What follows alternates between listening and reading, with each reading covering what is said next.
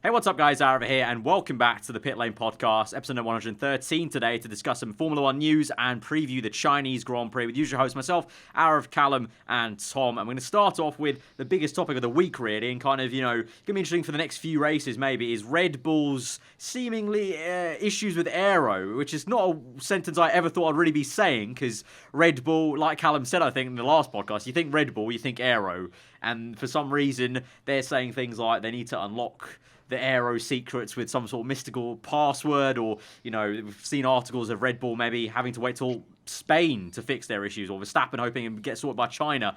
I don't know. What do you guys make of it? We talked a little bit about this dynamic of Red Bull being a little bit late to the party in the last few years. It's been a pattern in a way, but do we genuinely think Red Bull have an issue like that where they have to wait till Spain to do it? Because that's really surprising.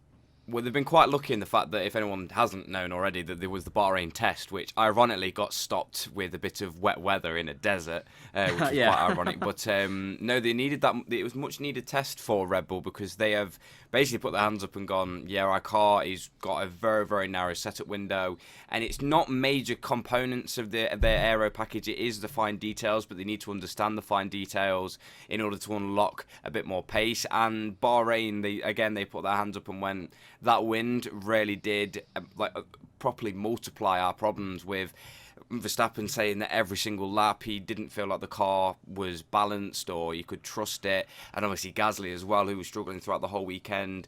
So I think fair play to Red Bull for putting their hands up and accepting that they've got problems. But I mean, Verstappen said he's got the high hopes of them fixing their problems for China. Red Bull themselves have gone, okay, maybe Barcelona when the big upgrades start to come in, when we go back to Europe. But yeah, it's very unlike Red Bull to have these issues, and to say that obviously they get the Honda in the back of their car. They're always wanting to try and get back on the top step on that podium and try to fight for championships, and again, they've started off a season not understanding their car. Yeah, I think I referenced it in the last podcast. It kind of echoes of 2017, really. The 2017 regulation change, turn up, you're expecting, a few years into the V6 era, big reg change, it's an aero reg change. You expect Red Bull to come out swinging, and they just didn't have anything in 2017. They were quite barren.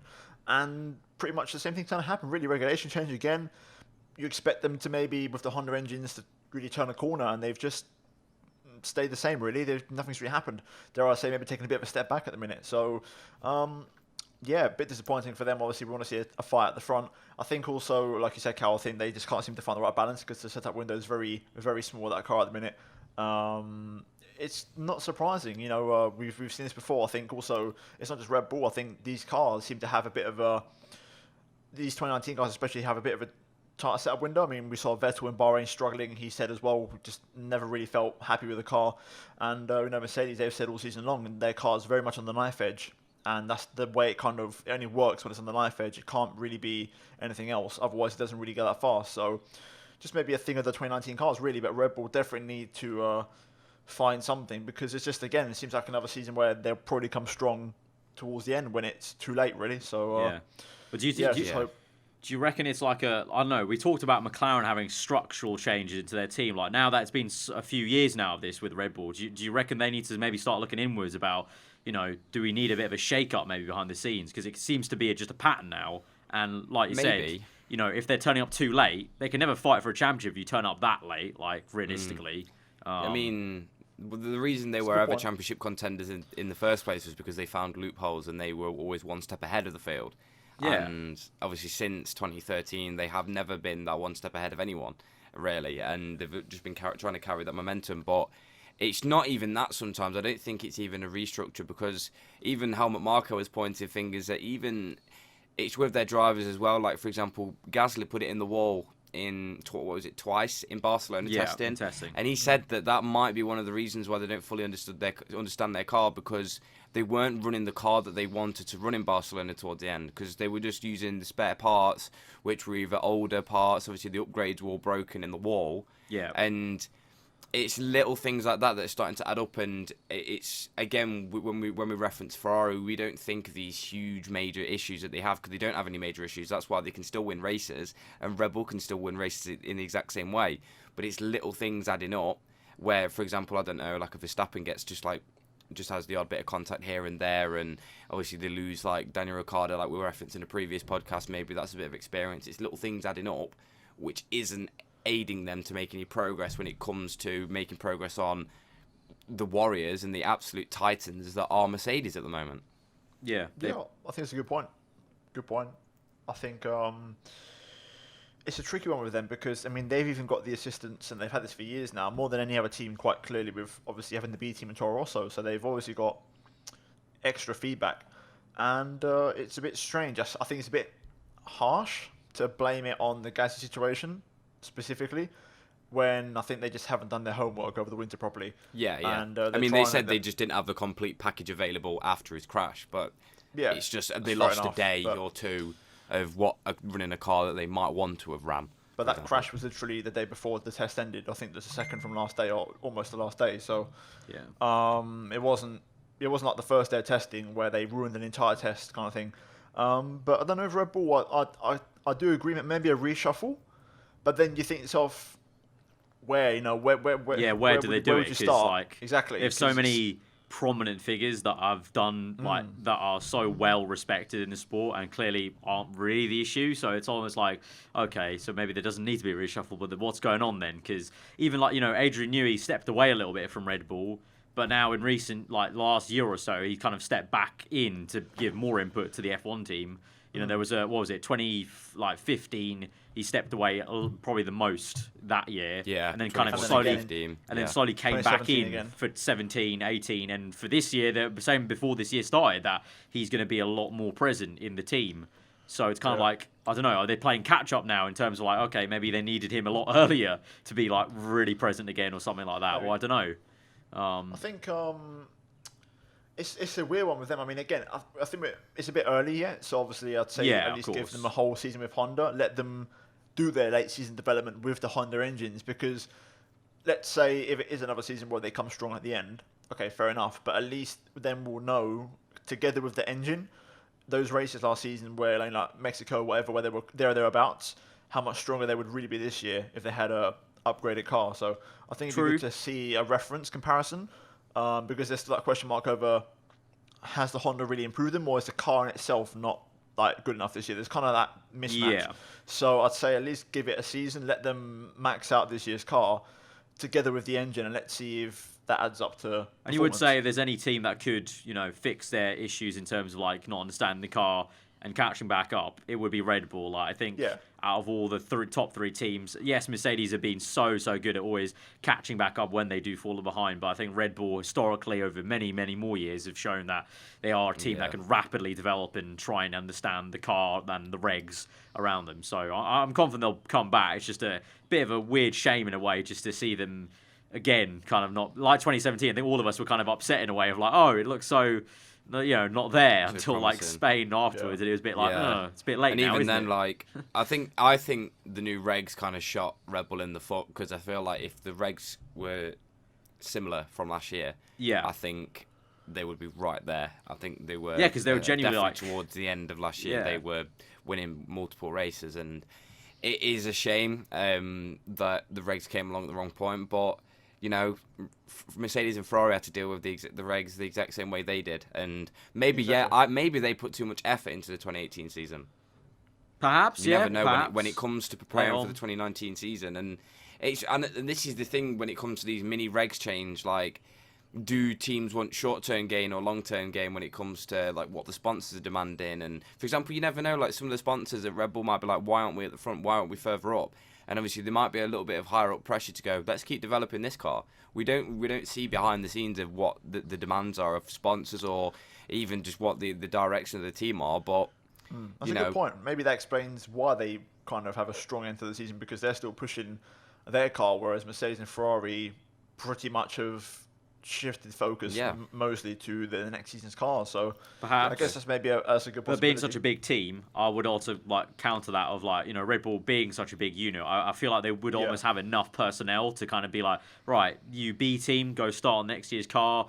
A team, a little bit smaller than B team, we can carry on with this year's car to manage it. Like Mercedes, I think Merc at this point are probably, I would assume Merc are kind of bigger in terms of staff numbers by now. Yeah. But I would still think Red Bull have a decent, healthy amount. They don't have to do like a racing point where like literally like all their staff are working on next year's car now. Like they started working on this year's car halfway through. Well, in the same way that we're looking forward, I mean, obviously this 2019 Mercedes car was started to develop in was it November 2017? Yes, stupid like that was James that Allison, long ago. Early it is about divvying up your resources, and maybe Red Bull are getting it a bit wrong. Perhaps, yeah. Maybe they do need to take a pill and just go right. Let's sack off a whole season. Sure, yeah. Because Merck have been used to that. in this middle of... Like obviously Mercedes did that for how many years? Merck came into the V6 era having done that. Like they sacrificed 2-3 years getting their engine ready. Obviously Red Bull couldn't because they were a customer team, but in terms of the car itself, maybe they're not used to doing that, whereas Merck are. Of like, okay, lads, 2 years ahead of time, going to start just doing a little few seeds here and there, and then we'll try and grow it the next year, and then 1 year before, we're going to be ready for it.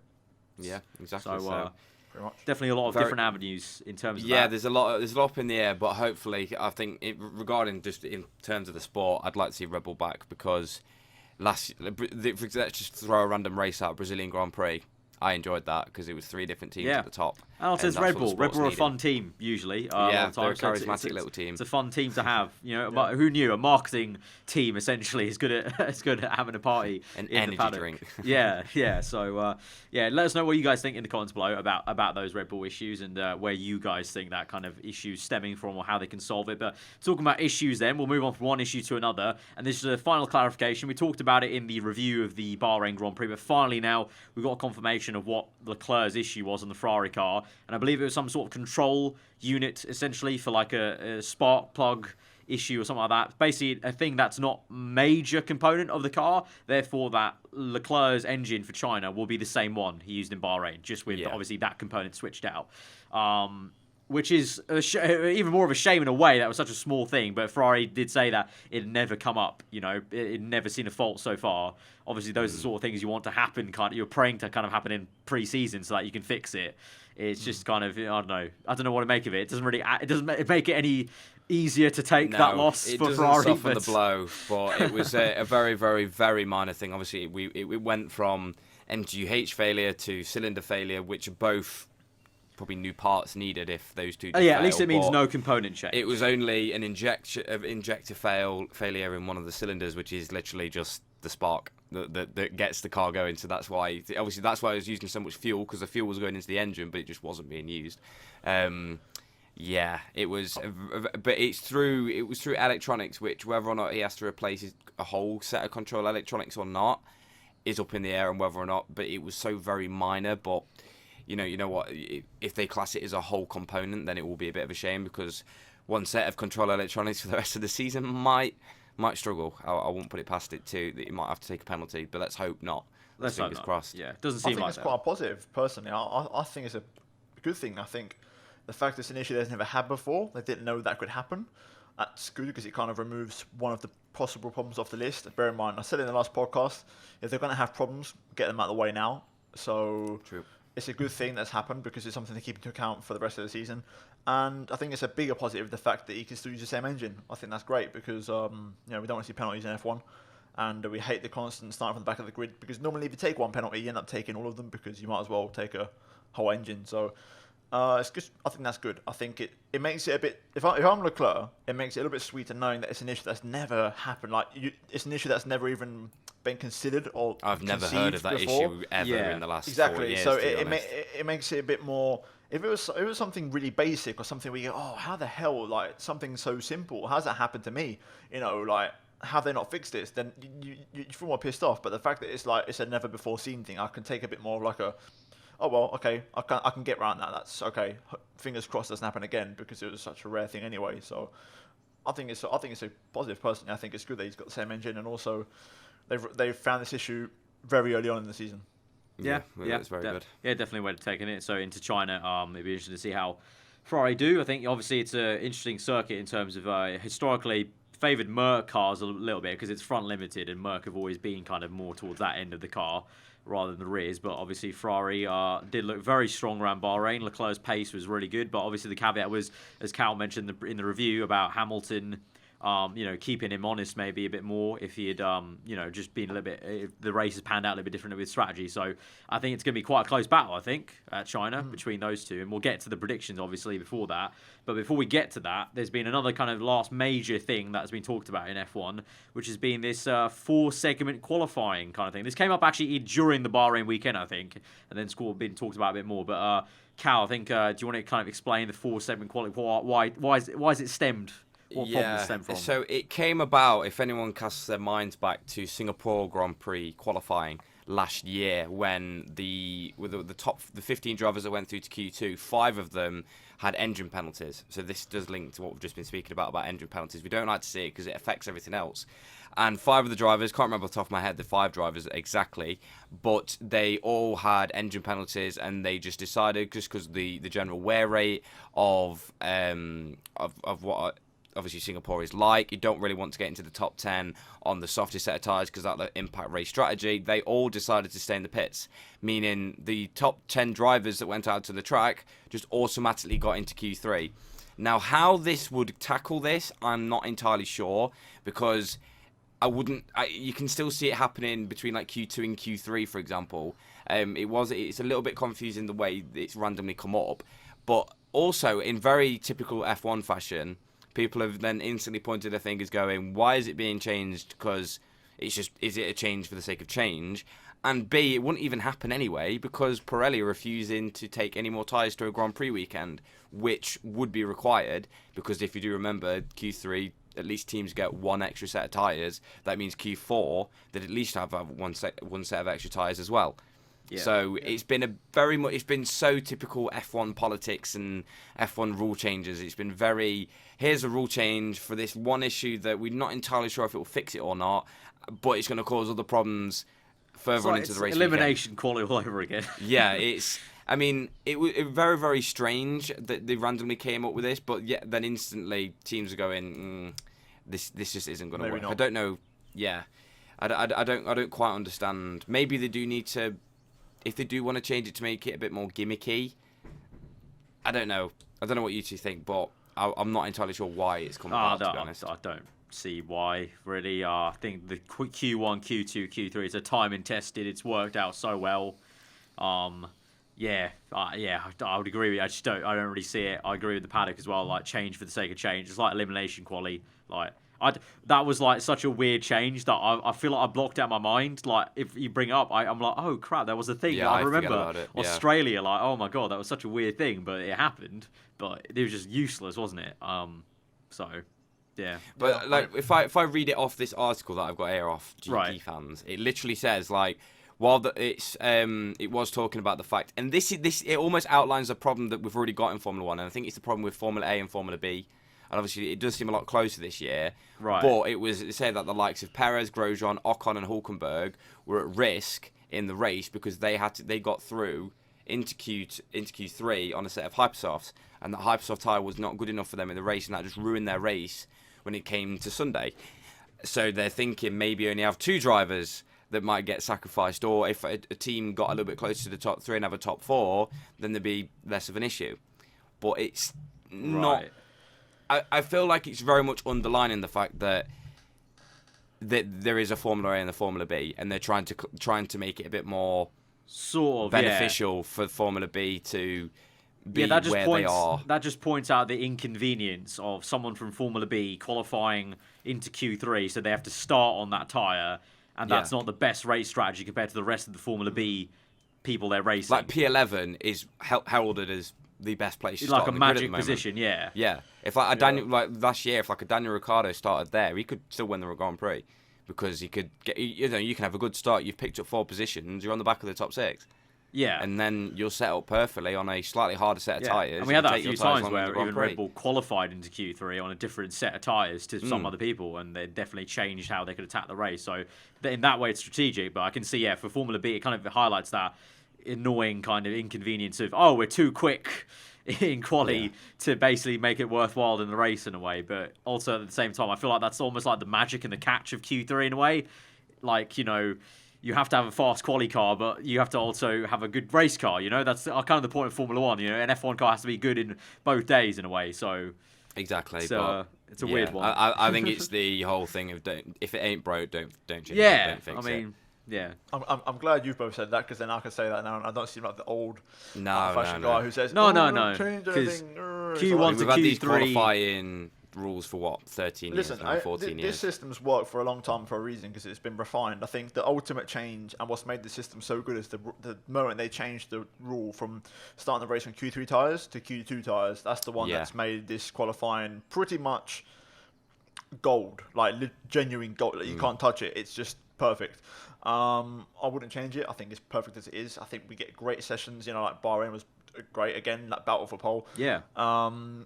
And I don't see no reason to change it. And also, I think, again, like I say, it highlights the split between Formula A and Formula B. And that's not something you really want to shine light upon. You want to try and take it away, in my opinion. So, and then again, even then, they're saying with Q4, there'd be 8 cars in Q4, when it should be 6 if they want to really make this work the way they want it to, because there's still going to be 2 cars that essentially are going to be out of position in terms of what they really want to do strategically. Yeah. Also, how are they going to fit it all in? In my opinion, I would... If I'm F1, it makes no sense. I would wait until the 2021 regs, let them come into effect. Let's see how that affects the pack, and then you take some action. But the hope is that with the 2021 regs, there won't be no Formula A or Formula B anymore. So hopefully, yeah. So then, in theory, the qualifying should just work as it So again, anyway. So it's all, once again, F1 jumps the gun a little bit, maybe in terms of like throwing out ideas. It's a bit of a short-term, like, spur of the moment, panicky fix for me. How would it even fit though in 60 minutes? Yeah, I don't even know. They've got an hour slot on the track. They give obviously like Q4 basically become a one-shot quali. Basically. It would literally have to be one shot, and but I mean the only thing I can see what it doing is putting more pressure on the top guys in Q1s, 2 and 3, just because we see it obviously a lot. We saw it a lot last year where there was the odd driver who hadn't put in a good enough lap time, stayed in the pit lane and was just like, you know what, we'll wait it out and let's see if we can try and make it through. Ultimately, sometimes it doesn't work, and yes, that does make it a bit more interesting. But then you go into a race going, why have we got a championship contender? Okay, maybe did one lockup, and now he's suddenly in P18 versus going for like Gasly in Australia.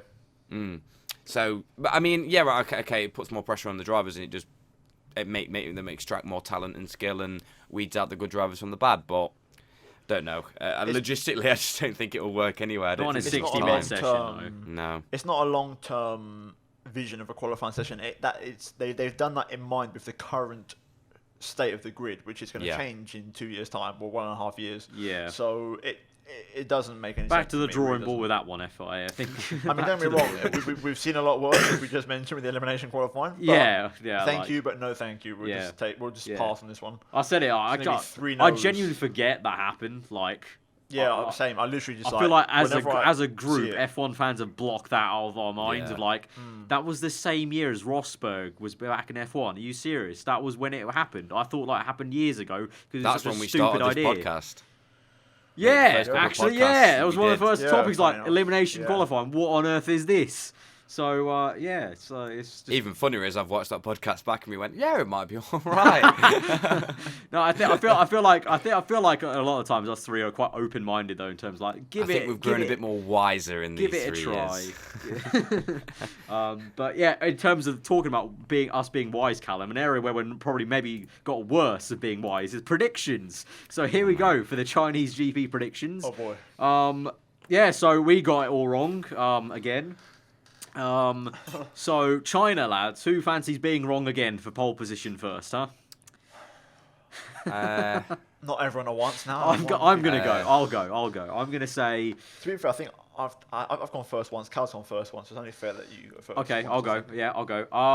I think you know what, bounces back from a tough Grand Prix with the maturity that we think that he's going to grow into very rapidly. I think Leclerc bags his second pole in a row.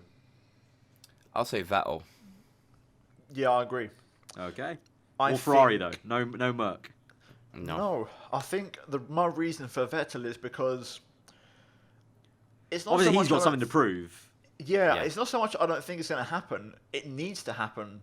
More than anything, I don't think it's panic stations for Sebastian yet. I think again, people have been blowing this bar or anything a bit over the top, because it's no different to Australia when Leclerc had a poor quality. He was 4 tenths off Vettel in qualifying. He had a very poor session, but just because they're in Vettel, it wasn't really that blown up. So yeah, I think more than anything, Vettel does need to put in a respectable account for himself this season, and I think he got pole last year, so yeah. Well, that's my correlation. I'm thinking that I do think Ferrari will be slightly stronger, just with the nature of their car and the nature of the start of the season.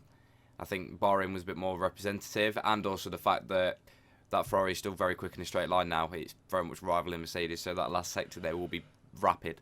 Yeah. But it is the only thing that makes me wonder is just the fact that obviously the Mercedes is set up with a longer wheelbase for high-speed corners, which China has a lot of. But I think Ferrari are a bit kinder on its tyres, and I think the tyres are going to be on the limit, I think, this weekend. Yeah, well, on that note then, in the race, the top 5 then, what are we saying, boys, for who's going to convert that pole or not convert that pole? I'll say we'll convert the pole. I'll go Vettel, Leclerc, Hamilton, and then Bottas, and then Verstappen. Quite a boring top 5. Tom? Yeah, I think I'm going to agree with that. I'm going to go with that as well. Well, the exact same one. Okay. Yep, exact same one. Exact same one. Easy. Okay, steady on, lads. Not all at once. Not all at once. As Carol said it, I was literally just going through my head, and I was like, okay, yep. Check. Okay, yeah, done. All right, fair enough. I'm gonna say Leclerc. Unfortunately, the fairy tale doesn't happen again, but not for hopefully not an engine issue. Just the fact that he just doesn't get it off pole. I'm gonna go for. I'll go for Vettel win, but I think Hamilton will get into second. I think Leclerc will be down to third. I'm gonna peg. Yeah, I'm gonna say that Red Bull do sort their issues a little bit, and maybe a good strategy could see Verstappen get P4 and Bottas P5. You know what's we're going to remember as well. Leclerc's never driven China. He hasn't, yeah. So that might He's be never raced around there, obviously in junior formula. So that will be a big factor. Apart from last year, obviously. Very good point. I forget that sometimes he comes straight in there. Yeah. And also, I think as I saw the comment like last time we did a prediction about predicting like maybe a little bit lower to see like the midfield. So I'm going to go for. Should we maybe look at, let's say, the zone of P7 to top 9? 8. Also said maybe do a top 8. So yeah, or 7, 8. So who's going to come 6? Yeah, 6, 7, 8. So I'll go. I think it's going to be 6. Let's go Magnussen. I reckon Haas jumped back up at China. They had a low at Bahrain, a high at Australia, so I think it fits the pattern. So Magnussen P6. Going to say Gasly P7, struggling yet again. And P8, I'll go for the Iceman, Raikkonen. I'll go Gasly 6, Hulkenberg 7, Magnussen 8. Okay. I'm going to go... Guarantee he says McLaren. Gasly 6th. Sainz and Norris. Ooh, double McLaren bullets. Big back straight. True. Yeah, we know that car's now good in a straight line. So in a straight line. I'd say the McLarens will get the top 10. I think that's quite exciting. I think the fact that we've got a good mix, all three of us, to think like it's either McLaren, Renault, Haas, or Alfa Romeo in the mix there, and then Gasly in the Red Bull. It sets it up for quite exciting midfield. I wouldn't be surprised if Raikkonen has a good race, to be fair. All the Renaults, they look really strong in Bahrain if they don't break down, and they have to pace on Sunday. Easier said than done. That's the big if with Renault these days. Yeah, big if with Renaults. But I guess we'll see. But let us know your predictions for the Chinese Grand Prix, guys. Just a note, if you've watched all this far, then you'll get this news. I don't know who's clicked off by now, but there will not be an instant race reaction like we've done for the first 2 races of the season at China. We'll try and it'll either just be me reacting to it later on Sunday evening, or there'll just be the usual Tuesday podcast to review the Chinese Grand Prix in depth, but there won't be an instant reaction for that one. Knowing us, I don't know, actually, have we had this before where we've missed a race and it's been an absolute banger? I don't think so. I was about to say maybe we jinxed it. We've individually missed good races, like last year. We've individually the British Grand Prix, ones, but which I absolutely hated myself for. Yeah. But I was saying to you two earlier before we start recording that, because it's hyped up as the 1000th one, like knowing F1, I just feel like it won't be a banger. It'll just be like a pretty average one, knowing F1's luck. But we'll see. But I don't know about you guys. Are you at all hyped that it's like the 1000th race, or is that not a thing? Like, because I personally, I'll just say I'm not that excited that it's the 1000th one. Like, it's a good landmark, but it's a cool number. But they needed to do it at Silverstone if they wanted to make it a good They needed to bring it back home. They rarely should have pulled some strings of that. Yeah, because I saw someone make a good point. Like, okay, it's all well and good the fact that it's Shanghai, and there's nothing wrong with that. But if you look on the map and you look where Shanghai is, there's nothing around the circuit. It's like it's just in the middle of like a industrial complex with nothing really nearby. It's a bit like I can't remember what other races there were. I think Malaysia as well. That was like in the middle of nowhere. You know, like there's certain tracks at Bahrain, like very much in the middle of nowhere. So that's a little bit disappointing. Even Spa is a little bit like out of the way. It's in a big forest. But the difference is that's a traditionalist, like that's an original circuit. That's one of the OGs. With China, it's like don't get me wrong. Last year's race was an absolute cracker. Yeah, last really good year. one. It was insane, and I hope for the same again. But yeah, it's not that kind of traditional race where you expect it to be. Like maybe they could have at least fast tracked maybe Spain to round 3, at least maybe Spain, or just brought Monaco forward for the Bants, you know? Yeah, one of those European ones, basically, where it's kind of like, it's always been there on the calendar. They said they could have done Silverstone, but the last time they did Silverstone in April, it went very wrong. It was very wet, and it was just... But to be fair, look out the window. The weather's now, been... It's okay. Jolly good. It's been colder in the last week, but it's generally been quite good, and actually not that much rain. So I'd watch an F1 race in this weather. The rain's going to arrive perfectly for that race weekend, is what you're trying to say. Yeah, knowing the British weather, definitely. Yeah. Like the weather gods here will just be like, oh, you're going to have a Grand Prix, the 1000th one. Oh, just rain it out. You're going to have a red flag race. It's going to be like 2012 qualifying at Silverstone when it rained so hard that people got stuck in the car parks getting into the circuit. It's going to be like that. It'll just be chaos. It would definitely be like that for the 1000th one. That's definitely typical British, 1000th planning. So yeah, maybe it's okay. It's at China. They'll probably not have that issue. Well, there could be rain at China, but it won't be that horrendous, I don't think. But so that's the 1000th Grand Prix coming up. But yeah, no instant race reaction, but we'll have that, obviously, the in-depth review to talk everything about that. That'll be on the Tuesday following the Grand Prix, if you didn't know. But that's going to be the end of the podcast, then, I think, guys. So if you did enjoy this one, be sure to hit that like button. Let us know what you thought about any of those topics, especially the Red Bull one, which is the main point that we started off with, in the comments below. And let us know your predictions for the Grand Prix ahead. If you like what we do around here, you can support us directly on Patreon and GT Omega by using the code PitlaneF1. And obviously it's been on screen the entire time, but if you want to get this on the go, if you've just been listening on YouTube so far, you can have it on the go on your mobile. We've got Spotify, iTunes, and SoundCloud, all doing really good numbers, actually. I saw Spotify, we're getting a good 900 listeners of you guys. SoundCloud's still going mega strong, and iTunes as well. So thank you very much to all you guys who listen on audio. We appreciate that. It's really cool to see a good amount of you guys on different platforms still consuming the same content. So appreciate that. And we'll see you guys next time for the next podcast. But till then, guys, hope you enjoy the rest of your day. Goodbye.